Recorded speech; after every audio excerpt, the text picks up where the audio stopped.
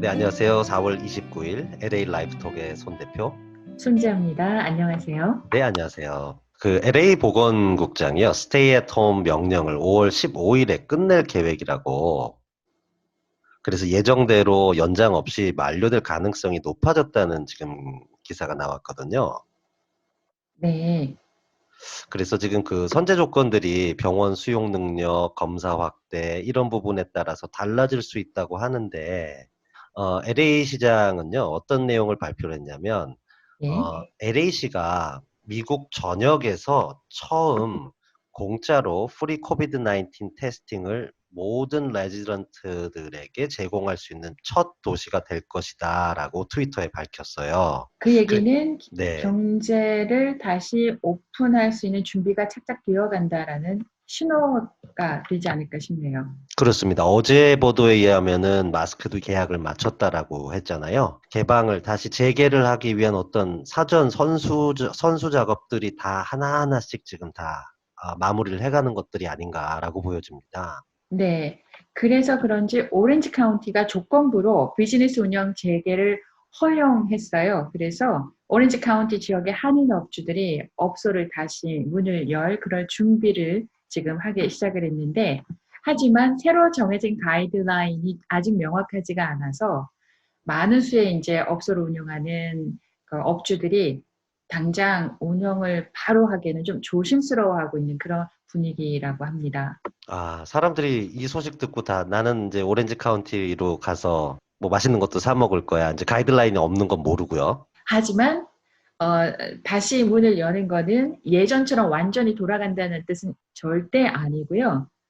그리고 업소 운영 결정은 조건부이기 때문에 여러 가지 뭐 위생 수칙이라든지 사회적 거리두기라든지 철저하게 준수를 해야 하는 부분이 있기 때문에 그걸 알고서 각별히 유의하면서 비즈니스를 오픈을 해야 될 듯합니다. 네, 그렇습니다. 그리고요, 이 코로나 19 사태로 실업 대란이 지금 굉장히 심하잖아요. 그렇죠. 그래서 이제 당국에서는 우리 세입자들을 보호하기 위해서 퇴거 금지, 그다음에 채무 연기를 해준다고 했잖아요. 월세를 못 그, 내더라도. 그렇죠. 5월 30일까지는 뭐 연기가 되고 쫓아내지도 못하고. 네, 근데 그렇죠. 특정 건물주들은 세입자를 강제로 퇴거시킬 수 없음에도 불구하고, 퇴거를 시켜서 당국이 조사까지 나섰다고 해요. 지금 그렇게 하는 건물 주인이 있네요. 예, 있다는 거예요. 그러니까 제 어, 추측으로는 아마 더 네. 장기 코로나 사태 이전에도 경기가 그렇게 좋은 건 아니었잖아요. 그러니까 그렇죠. 뭐 렌트비를 내지 못하고 있었다던가 네. 뭐 심지어 제 지인도 한 뭐 6개월째 렌트비를 못 냈다 이런 사람도 있는데 아마 건물주가 그런 부분에 대해서는 그냥 나가라고 하는 그런 경우들이 있는 거 아닌가라는 추측을 좀 해봐요. 네. 또 그런 가운데 캘리포니아 주지사가 약 15만 명의 서류 미비자들에게 가구당 $1,000의 그 상한선을 두고서 $500의 일회성 현금을 지급하겠다. 모두 7,500만 달러의 자금을 할당할 계획이다. 이렇게 발표를 했었거든요. 그런데 네. 이에 대해서 납세자 옹호 단체가요. 실업수당 수혜 자격이 없는 서류 미비자들에게 주정부가 코로나19 극복을 위한 지원금을 제공하는 거에 반대한다 그러면서 단체 소송을 제기했다고 해요. 네. 아이고. 그러면서 법원에 중단 명령을 요청을 했다고 합니다. 아, 글쎄, 저는 이 부분은 모르겠네요. 저는 연민을 중요시하는 사람이라 네, 어디 지원 받을 데가 너무 없잖아요. 솔직히 어디 EDD도 못 받죠. 그렇죠. 예, 근데 저희 영상을 제가 어디 다른 데 올렸을 때도 그 부분에 대해서 그냥 다 쫓아내야 된다. 뭐 이렇게 좀 강하게 발언을 하신 분들도 있었는데, 저는 좀 이렇게 연민을, 그런 게 저는 좀 필요하지 음흠. 않나라는 생각이 들어요. 그리고 이분이 돈을 받으면 어디에 돈을 쓰겠습니까? 커뮤니티에 쓰지 않겠어요? 집세 내고 뭐 먹을 것도 사야 되고 네, 네, 예전에 설문조사 나온 것에 있어서 미비자이건 미비자이지 않건 상관없이 지원금을 받으면 어디에 쓰겠냐는 질문에 대부분이 다 렌트비 내겠다, 그 다음에 그로서리, 식료품 사겠다라고 얘기했거든요. 그렇죠. 입에 저희가 그 풀칠하려고 쓰는 돈이에요, 사실은. 그럼요. 네. 네, 그러니 결국 사회로 다시 돌아오는 돈인데 맞습니다. 이걸 왜 그렇게 아까워하는지 저도 좀 안타까운 마음이 듭니다. 그러게요. 이 네. 경제가 너무 어렵다 보니까 지금 또 이 대학생들도, 재학생들도 등록금을 좀 일부 돌려달라. 이 자동차 보험 이런 회사들처럼. 음흠. 또 이것도 또 소송을 제기했어요, 지금. 네, UC하고 캘스테이트 대학에 다니는 학생들이 소송을 했네요. 네, 그렇습니다. 네, 70만 명 이상의 학생들이 공부하고 있는 UC하고 캘스테이트가 재학생들이 봄학기 동안 이용하지 못한 의료시설 비용, 학생 회비, 학생센터 같은 캠퍼스 부대시설 서비스 비용 이런 것들을 환불해 달라고 그렇게 요청을 했습니다. 이건 조금 설득력이 좀 있는 것 같아요, 저는. 그렇죠. 네, 그게 뭐 단순하게 학비만, 뭐 저희가 내는, 학생들이 학비만 내는 건 아니니까. 그럼요. 네, 거기에 이제 이런 회비라든지 이런 부대시설은 사용을 안 했으니까 그 부분은 리펀드 해달라는 건 합리적인 것 같아요, 저는 생각이. 그렇습니다. 네, 그리고 뭐 최근에 애리조나하고 리버티에 있는 대학에서도 비슷한 소송이 있었다고 하네요. 네. 이런 거 네. 조금 말 나오기 전에, 소송 당하기 전에 좀 먼저 이거 좀 처리를 하면 안 될까 그런 생각도 좀 해봅니다. 자꾸만 주머니에 들어간 돈을 안 내놓으려고 하는 경향이 무지 크지 말입니다. 그러게 말입니다. 뭐 다른 거 계산할 때는 정말 칼같이 탁탁탁 하면서 다 받아가면서 왜 이런 거 할 때는 이렇게 그러니까요. 느린지. 네. 네. 그런 말이 있잖아요. 부자들은 줄 돈은 최대한 늦게 주고 받을 돈은 최대한 빨리 받는다. 그런 그 말이 말이 있는데. 맞네요. 네, 그 말이 맞네요. 이 경우에도. 네. 네. 네. 자, 도널드 트럼프 대통령이 코로나19를 이유로 해서 이민 일시 중단 행정명령을 내렸잖아요. 네네. 네, 여기에 또 긴급 가처분 소송이 또 제기가 됐는데 음, 이민변호사협회, 정의행동센터, 이노베이션랩이 함께 소송을 제기했어요. 네. 이에 이민중단 행정명령 효력 정지 가처분이라는 걸 오레곤주 지방법원에 제출했는데 이번 행정명령은 가족 이민을 축소시키려고 하는 트럼프 행정부의 또 다른 불법적인 시도다. 그러면서 이민자들은 코로나19 때문에 이미 고통을 받고 있는데 가족이 떨어지는 그런 것까지 겪게 될 것이다. 이렇게 주장하면서 출장을 던졌습니다.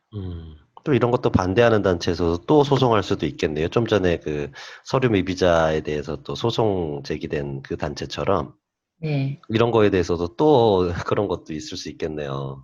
그렇죠. 충분히 네, 가능합니다. 충분히. 네. 네.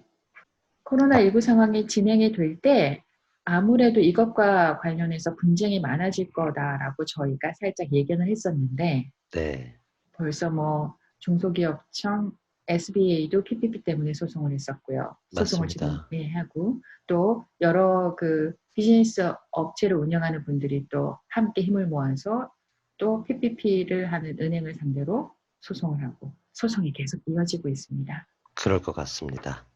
참 저희 그 한국 속담에 떡 줄 사람은 생각도 안 하는데 어 뭐라 그러죠? 김치국부터 네, 김칫국부터 김치국부터 마신다 그러잖아요. 네. 그런 나라가 하나 있더라고요. 우리 또 가깝지만 먼 나라 일본에서. 네. 아하, 일본에서 네. 일본에서요. 뭐 이제 네. 그러니까 한국산 진단 키트 검사부터 뭐 본인들이 막 먼저 해보고. 그 아사히 신문이 일본의 후생 노동성의 평가를 보도를 했었는데요. 네, 아, 한국의 진단키트를 일본에서 사용을 하려면 그 진단키트에 대한 성능에 대한 평가가 필요하다. 일본의 진단 검사만큼 정밀도가 있는지 확인해야 쓸 수 있다. 이렇게 말을 했대는데, 네. 근데 우리 한국 정부는 일본은 지원 대상국조차 아니라고 못을 박았습니다. 참 이런 일을 왜 할까요? 일본은. 이거 자, 정말 뭐 줄 생각도 없는데 왜 저러는 거야? 이랬을 거 아니에요? 한국 정부에서는. 그러니까요. 그런데 참 또 재밌는 건 그거는 네, 어제 그랬는데요. 네. 오늘 또 아베가 또 뭐 한마디 했더라고요. 이제 아베가 뭐라 그러냐면 한국은 네, 너무 중요한 나라고, 우리 네, 코로나 이 사태에 대한 것을 협력하고 싶다. 네, 이거 더 얄밉죠, 이런 거. 네, 뭐 관세 이런 거 먼저 그렇게 막 팍팍 질러 놓고 네. 왜 또 갑자기 또 협력을 희망한다. 이건 또 이런 이 애티튜드는 무엇인지 참 퀘스천 마크가 한 3개 정도 붙었습니다. 그러니까요. 줄 생각이 지금까지는 없는데 말입니다. 그러면은 제대로 요청을 하든가, 우리 진단키트가 필요하니까 진단키트 우리가 사겠습니다. 요청을 정식으로 하면 되잖아요. 그렇죠. 근데 왜 말만 이렇게 흘리고, 그리고 진단키트는 각 나라에 맞게 검사를 사실 하잖아요. 미국도 그럼요. FDA가 승인을 해서 우리가 미국에서 이제 수입을 해왔는데, 그거는 말하지 않아도 당연히 검사를 하고 자기 나라에 맞게 맞다라고 생각을 하면 수입을 하는 건데, 우리는 줄 생각도 않는데 일본에서 사용하려면 성능평가가 필요하다. 확인해야 쓸 수 있다. 이런 말을 그냥 하는 건 왜 하는지 모르겠습니다. 그러게 봅니다. 상당히 좀 불쾌해요, 은근히. 그러니까요. 아, 그럼 또 일본은 또 이런데 지금 다른 나라, 지금 미국을 제외한 유럽이라든지 이런 나라들은 상황이 어때요? 특히 스웨덴 같은 경우에는 좀 눈여겨볼 필요가 있는데요. 네. 다른 유럽 나라들은 굉장히 강력하게 뭐 거리 두기, 뭐 집에서 나오지 말아라 이런 조치를 취했는데 스웨덴은 그러지 않았습니다. 아이들은 학교에 계속 갔고 직장인들은 출퇴근을 계속했고 카페에서 자유롭게 얘기를 나누고 그리고 미용실 식당도 계속 문을 열고요. 그랬는데 이번에 치명적으로 확진자가 치솟고 있어요. 음, 그래서 와, 집단 감염 정책이 혹시 실패 쪽으로 가지 않나 이렇게 가닥을 잡고 있는데요. 네, 지금 스웨덴의 누적 확진자가 15,300명을 넘었고요. 네. 사망자가 1,700명을 넘었습니다. 아, 이게 참, 이래서 의료 정보라는 게 공유되어져야 되고, 사실은 그 선례가 있어야 되는 게 정말 중요하다는 걸 요번에 느낀 게, 네, 모든 나라들마다 선례가 없으니까 어떤 이 결정을 해야 되는 그 갈림길에 있었을 거 아니에요. 그렇죠. 나름의 환경에서 선택을 했는데 스웨덴은 결과적으로는 잘못된 선택을 한 방향으로 가고 있는 거네요. 그렇다고 볼 수 있죠. 영국은 처음에 집단 감염 쪽으로 갔다가 네, 확진자 수가 굉장히 가파르게 오르니까 정책을 완전히 바꿔가지고 완전 봉쇄 쪽으로 갔거든요, 영국은. 네, 자, 그러면은 적극적으로 봉쇄 조치를 한 나라와 집단 감염을 선택한 나라의 수치를 한번 비교를 해 볼게요. 네. 일단은 핀란드 같은 경우에는요, 확진자가 4,906명, 사망자 206명, 치사율이 4.2%예요. 덴마크의 경우에는 확진자가 9,008명, 그다음에 사망자는 443명, 치사율은 4.9%, 노르웨이는 확진자가 7,710명, 사망자 207명, 치사율은 2.7%인데 스웨덴은요, 확진자가 2302명, 사망자가 2462명, 그래서 치사율이 무려 12.1%예요. 음, 엄청나게 차이가 나네요. 와, 그럼 사회적 거리를 두는 것이 사실은 이 사태에서는 바른 대처법이었다라고 할 수 있겠네요. 그렇네요. 음.